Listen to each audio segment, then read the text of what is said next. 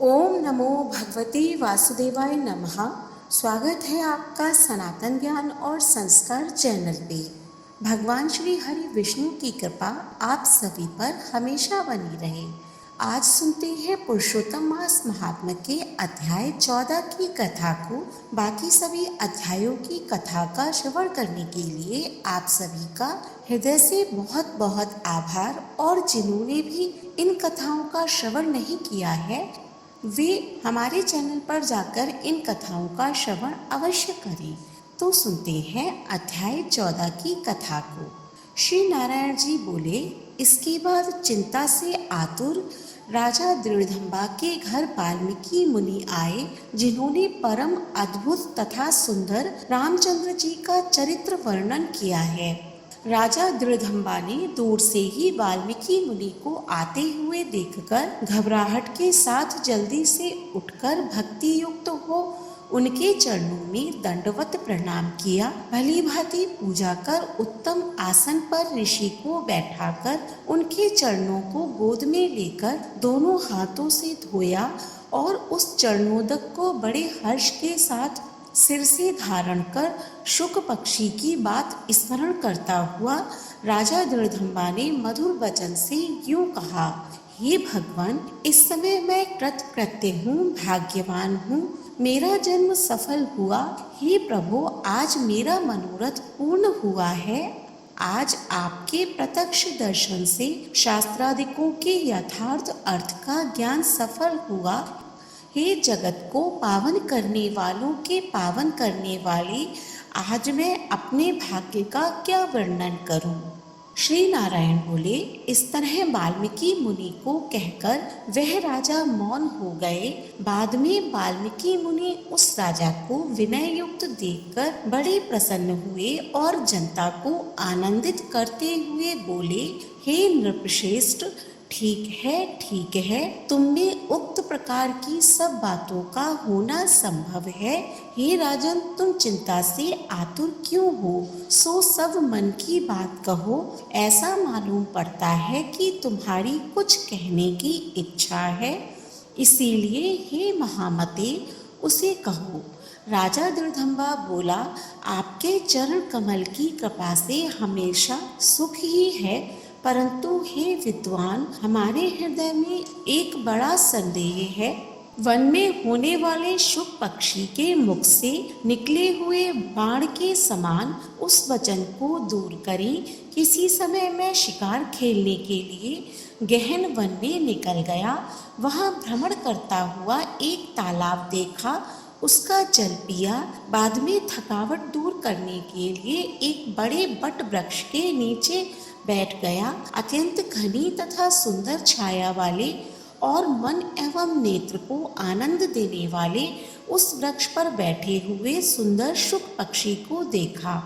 जब उस शुक पक्षी पर हमारी दृष्टि गई, तब उसने हमारे सम्मुख होकर एक श्लोक पढ़ा कि इस पृथ्वी पर विद्यमान अतुल सुख को देखकर तू तत्व अर्थात आत्मा का चिंतन नहीं करता तो इस संसार के पार कैसे जाएगा। मैं इस प्रकार शुक पक्षी के वचन को सुनकर विस्मित हो गया। हे ब्राह्मण, मैं नहीं जानता उस शुक पक्षी ने क्या कहा। इस हमारे हृदय के संदेह को आप दूर करने के योग्य हैं। हमारा राज्य सुख तथा सुंदर चार पुत्र, सुंदर पतिव्रता स्त्री, हाथी, घोड़ा, रथ, सेना। हे ब्राह्मण, ये सब अतुल समृद्धि इस समय हमें किस पुण्य से प्राप्त हुई है, ये सब विचार करके संक्षेप में कहने की आप कृपा करें।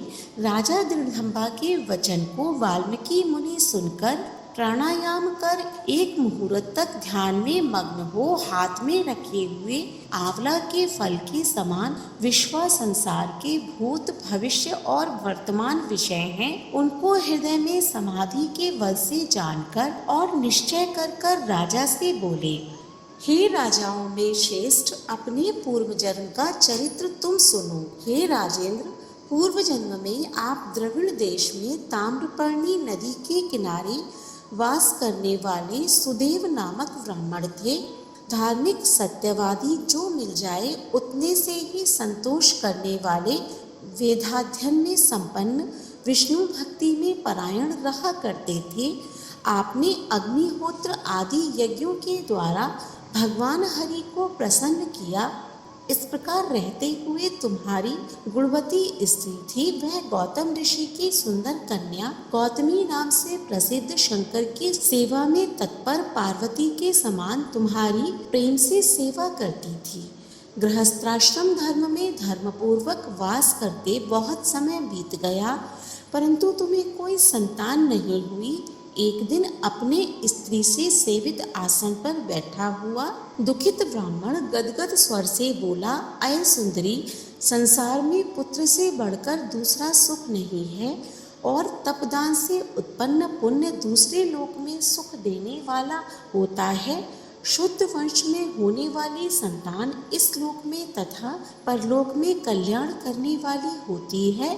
उस श्रेष्ठ पुत्र के न मिलने से मेरा जीवन निष्फल है। ना तो मैंने पुत्र को प्यार किया और न वेद पढ़ने के लिए सोने से जगाया, ना तो उसका विवाह किया, इसलिए मेरा जन्म व्यर्थ में चला गया। अभी मेरी मृत्यु हो, मेरे को आयुष्य प्रिय नहीं है। इस प्रकार अपने प्रिय पति का वचन सुनकर स्त्री गौतमी खिन्न मन हुई। बाद में धैर्य धारण करती हुई प्रिय वचन बोलने में चतुर, प्रिय पति के प्रेम में मग्न पति को समझाने के लिए सुंदर वचन बोली, हे प्राणेश्वर, आप इस तरह तुच्छ वचनों को न कहिए। आपके समान भगवत भक्त विद्वान लोग मोह को प्राप्त नहीं होते हैं। हे प्रभु, आप सत्य धर्म में तत्पर रहने वाले हो।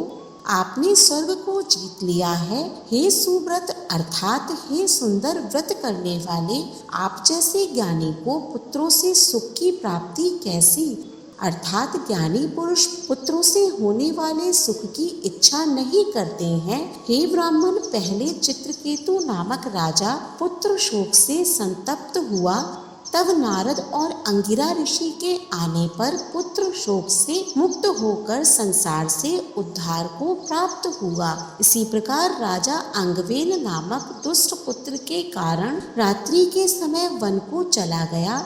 इसी तरह हे स्वामी, आपको भी संताति दुख देने वाली होगी। फिर भी हे तपोधन, यदि आपको सत्पुत्र की लालसा है तो प्रसन्नता से जगत के नाथ समस्त अर्थों के दाता हरि भगवान की आराधना करें।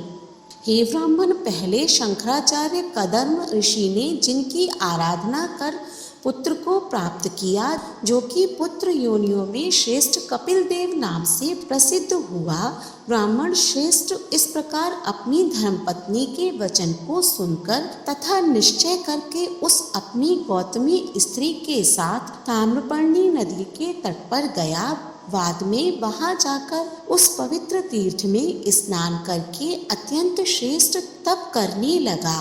5-5 दिन भूखे रहकर बाद में सूखे पत्ते तथा जल का आहार करता था। इस प्रकार तप करते हुए उस तपोनिधि सुदेव ब्राह्मण के 4000 वर्ष व्यतीत हो गए। हे ब्राह्मण, उसकी इस तपस्या से तीनों लोग कांप उठे। भक्तवत्सल भगवान उस सुदेव ब्राह्मण की उग्र तपस्या को देखकर जल्दी से गरुड़ पर सवार होकर प्रकट हुए। श्री नारायण बोले, नवीन मेघ के समान जगत की रक्षा करने में समर्थ 4 भुजा वाले प्रसन्न मुख मुरारी को देखकर सुदेव शर्मा ब्राह्मण हर्ष के साथ मुकुंद भगवान को साष्टांग प्रणाम करने लगा। इति श्री रणनारदीय पुराणे पुरुषोत्तम मास महात्म्ये श्री नारायण संवादे 14 अध्याय हरि शरणम। जय जय श्री राधे। अगले अध्याय का श्रवण करने के लिए हमारे चैनल को सब्सक्राइब करें। आज का अध्याय पसंद आया हो तो कमेंट बॉक्स में ओम नमो भगवते वासुदेवाय नमः अवश्य लिखें। धन्यवाद।